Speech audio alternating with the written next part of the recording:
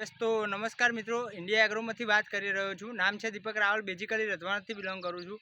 એક સરે ભીંડાની ખેતી કરી હતી, એમાં તકલીફ હતી ને આપણે પ્રોડક્ટ આપી હતી અને ખતરનાક જોરદાર રિઝલ્ટ મળ્યું છે. તો આપણે એમના સમુખેથી સાંભળીશું કે શું વાપરી આપણી પ્રોડક્ટ અને શું રિઝલ્ટ મળ્યું, અને એના પહેલાં એમના ભીંડાની અંદર શું તકલીફ હતી. યસ સર, નમસ્કાર. નમસ્કાર. શું શુભ નામ આપનું? રાજેશભાઈ સોલંકી. બરોબર. ક્યાં રહેવાનું રાજેશભાઈ? ત્રાંજા. ત્રાંજા રહેવાનું. ભીંડાનો પાક કેટલા ટાઈમથી કરો છો સાહેબ? ઘણા ટાઈમ. બરોબર. તકલીફ શું હતી સાહેબ ભીંડામાં? ભીંડા સુકાઈ જતા હતા. બરોબર. દવા મારી ફરી રિઝલ્ટ મળ્યું હતું 100%. જોઈ શકો છો મિત્રો કે ભીંડા એમના જે હતા એ સુકાઈ જતા હતા અને એમાં માલ કેવો મળતો હતો સાહેબ?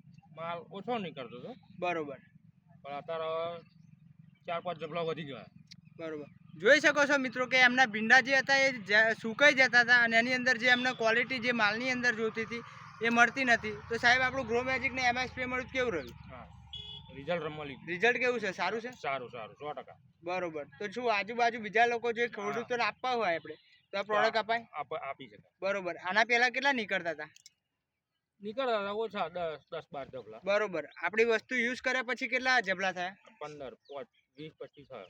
જોઈ શકો છો મિત્રો કે જ્યારે આપણી પ્રોડક્ટ નથી યુઝ કરી ત્યારે એમને તકલીફ હતી, જે ભીંડા હતા એ સુકાતા હતા. આપણી પ્રોડક્ટ ગ્રો મેજિક અને એમએસપી આપ્યા પછી એમને જે ઉતારો હતો એ 10-12 જબલાનો હતો એની પહેલાં, અને જ્યારે ગ્રો મેજિકને એમએસપી આપ્યા પછી અત્યારે જાતે કર્યા 15+ જબલાનો ઉતારો થયો, એટલે કે ડબલ જબલા એમના ઉતારો થઈ ગયો. તો સાહેબ લોકો એમ કહે છે બહાર માર્કેટમાં કે સાહેબ તમારી પ્રોડક્ટ મોંઘી છે, તમને કેવી લાગી? સારી લાગી અને માલ નીચે તરત જતો રહે એમ. બરોબર. જોઈ શકો છો મિત્રો કે બહાર ભીંડાની અંદર માર્કેટમાં મુકન તૈયાર જતો રહે, એટલે એની ક્વોલિટી વધારે છે અને એનો પાક બી વધારે છે. તો સાહેબ જે લોકો બહારના કહે છે કે આ પ્રોડક્ટ મોંઘી છે, તમને મોંઘી લાગી? ના, મોંઘી નહીં. બરોબર. ઉતારો એવો મળે છે અમે, એટલે પ્રોડક્ટ મોંઘી ના કહેવાય ને.